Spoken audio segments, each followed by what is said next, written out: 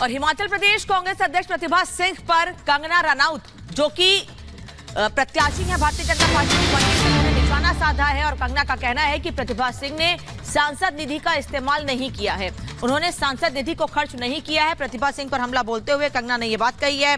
वो ये भी कह रही कि प्रतिभा सिंह ने कभी कोई दौरा नहीं किया है, सांसद निधि कहां खर्च हुई है ये बताएं। कंगना सवाल पूछ रही हैं प्रतिभा सिंह से।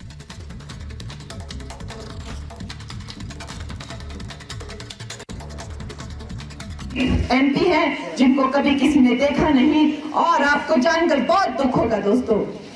मैं आपको एक बात बताती हूँ कि हमेशा जो भी लोकसभा के कैंडिडेट होते हैं या लोकसभा के जो एमपी होते हैं, उनका एक कार्यकाल के बाद सबका एक लिस्ट आता है जिसमें उनके नंबर आते हैं कि किसने कितनी सांसद निधि इस्तेमाल की। ना कि प्रतिभा जी ने कहीं दौरे नहीं लगाए, वो तो एक बात है। इतनी त्रासदी आई, इतने गरीब लोगों के घर गए, इतनी जान धन की हानि हुई, लोगों के पशु बह गए, लोगों के खेत गिर गए, डंगे गिर गए, घर गिर गए, इतनी हानियां हुई। आपको जानकर बहुत दुख होगा। जिन नेताओं ने, जिन एमपी ने अपनी बिल्कुल सांसद निधि यूज नहीं की, लास्ट के 3 लोगों में से एक नाम प्रतिभा सिंह का था। उनको दया नहीं आई मासूम हिमाचल की जनता की, उन्होंने एक सांसद निधि की एक पाई किसी को नहीं दी दोस्तों।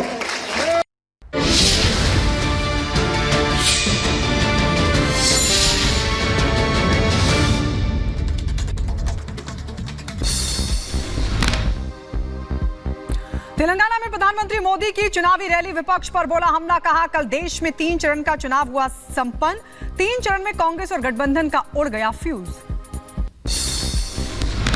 तीसरे चरण का चुनाव पूरा हो गया है। कांग्रेस और इंडी अलायंस का तीसरा फ्यूज उड़ गया है। पीएम मोदी ने कांग्रेस पर बोला हमला, कहा देश में सामर्थ्य की नहीं है कोई कमी, कांग्रेस ने सामर्थ्य को किया तबाह, कांग्रेस है समस्याओं की जननी। प्रधानमंत्री मोदी का कांग्रेस पर बड़ा हमला, कहा अडानी अंबानी को गाली देना हुआ बंद, कांग्रेस के शहजादे ने क्या डील की। सीएम योगी ने कांग्रेस पर किया हमला, कहा पिछड़ों के आरक्षण पर कांग्रेस की नजर, कांग्रेस के मंसूबे पूरे नहीं हो पाएंगे। सीएम योगी आदित्यनाथ ने कहा बांटो और राज करो, ये कांग्रेस को विरासत में मिला, सत्ता में नहीं आ पाएगी कांग्रेस। हरियाणा के सियासी हालात पर बोले दुष्यंत चौटाला, कहा सरकार का समर्थन नहीं करेंगे, नायब सैनी को इस्तीफा देना चाहिए। हरियाणा के सियासी हालात पर बोले मनोहर लाल खट्टर, कहा कई विधायक हमारे संपर्क में, चिंता की बात नहीं है। इसलिए बहुत लोग हमारे संपर्क में भी हैं, चाहे मेन मुख्य विपक्षी दल है 30 मेंबर का। अब 30 मेंबर से वो क्या करना चाहते हैं, जो करना है सो कर लें। यूपी के डेप्यूटी सीएम ब्रजेश पाठक ने जीत का दावा किया है, कहा पहले, दूसरे और तीसरे चरण की सभी सीटों पर बीजेपी एक तरफा जीत रही है, नतीजे बीजेपी के पक्ष में होंगे।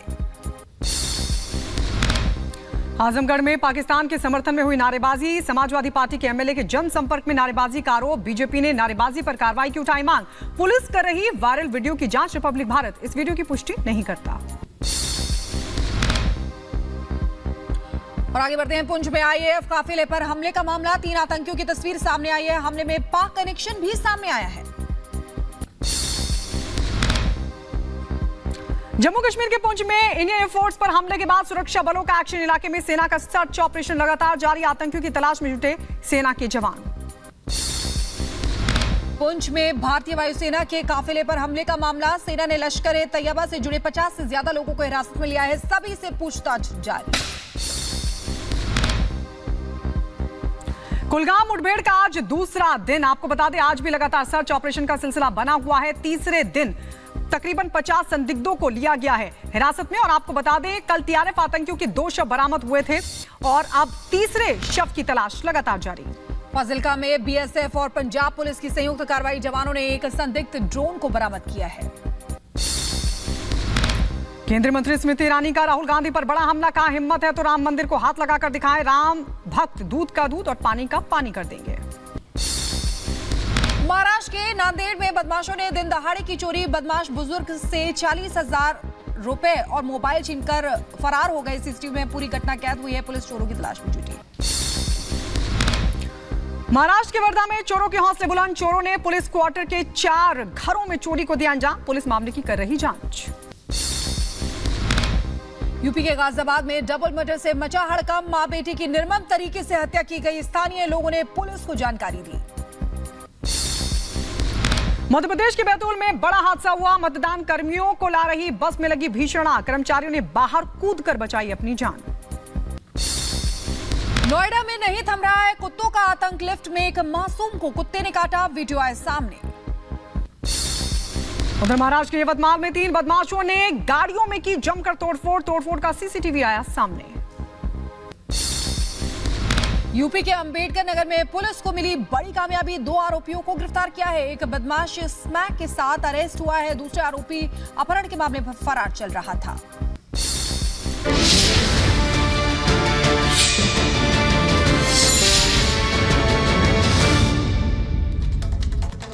और पुंछ में वायुसेना पर हुए हमले के आतंकियों की तस्वीरें सामने आई हैं, जिनका सीधे सीधे पाकिस्तान कनेक्शन भी सामने आया है और सेना का सर्च ऑपरेशन जारी है। रिपोर्ट देखिए।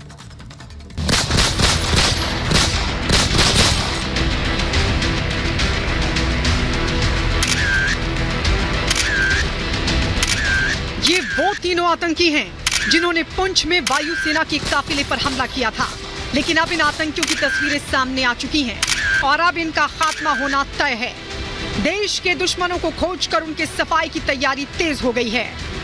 अबू हमजा जो लश्कर-ए-तैयबा का कमांडर है, फौजी नाम का पूर्व पाकिस्तानी सेना कमांडो भी इस हमले में शामिल था। इसके अलावा पाकिस्तानी आतंकी अदून भी है। इंडियन एयरफोर्स पर हमले का पाकिस्तान कनेक्शन भी सामने आ गया है। रिपब्लिक भारत के पास आतंकियों की ये एक्सक्लूसिव तस्वीरें हैं, जिसमें आतंकी जाते हुए दिखाई दे रहे हैं। आतंकियों के पास हथियार भी साफ दिखाई दे रहे हैं। आतंकी अबू हमजा के पास M4 असॉल्ट राइफल दिख रही है, तो पूर्व पाकिस्तानी कमांडो फौजी ने शॉल के नीचे राइफल छिपा रखी है। तीनों आतंकी लश्कर-ए-तौबा के आतंकी हैं। ये आतंकी राजौरी पुंछ में लगातार जो घात लगाकर हमले हो रहे हैं उनके पीछे थे।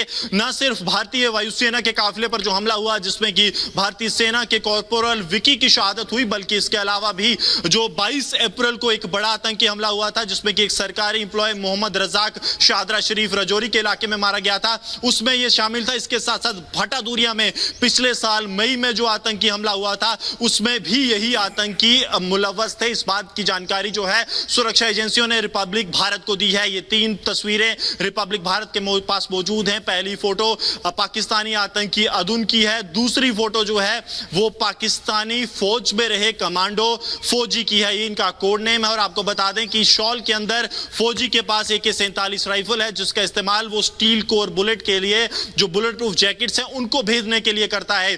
तीसरी तस्वीर जिस आतंकी के हाथ में आपको एक बंदूक दिख रही है, ये आतंकी अबू हमजा है, जिसके हाथ में US में निर्मित M4 असॉल्ट राइफल है और इसी के जरिए इसने कई आतंकी हमलों को अंजाम दिया है। इधर देश के दुश्मनों की तस्वीर सामने आ चुकी है, तो उधर घाटी में सेना का सर्च ऑपरेशन जारी है। पुंछ हमले के बाद घाटी में कई लोगों को हिरासत में लिया गया है। बताया जा रहा है कि सेना ने करीब 50 लोगों को हिरासत में लिया है, जिनका संबंध आतंकी संगठन लश्कर-ए-तैयबा से रहा है। सभी को हिरासत में लेकर पूछताछ की जा रही है।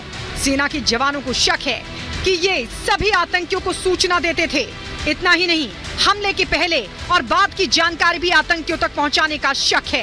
पुंछ में आतंकियों की काराना हरकत के बाद एक्शन तेज हो गया है। पुंछ में हेलीकॉप्टर के जरिए भी सर्च ऑपरेशन चलाया जा रहा है। ऑपरेशन क्लीन के तहत आतंकियों का सफाया जारी है। ऐसे में देश के दुश्मनों का भी जल्द सफाया होने वाला है। Bureau report, Republic Bharat. तो आतंकियों का हिसाब होना तय है। 3 तस्वीरें निकलकर सामने आ गई इन आतंकियों की। इन आतंकियों को पहचाने। दुश्मन नंबर 1 आतंकी अबू हमजा, जिसको तलाशा जा रहा है, हेलीकॉप्टर का भी सहारा लिया जा रहा है। दुश्मन नंबर 2 है आतंकी फौजी, इसकी भी लगातार तलाश की जा रही है। और दुश्मन नंबर 3 हम आपको दिखा रहे हैं, आतंकी अदुन। ये वो आतंकी है जिनको लगातार तलाशा जा रहा है और दावा यह किया जा रहा है सुरक्षा बल की तरफ से कि बहुत जल्द इन आतंकियों का खात्मा तय है। अगली बड़ी खबर क्या है, शिखा आपको बताएंगे।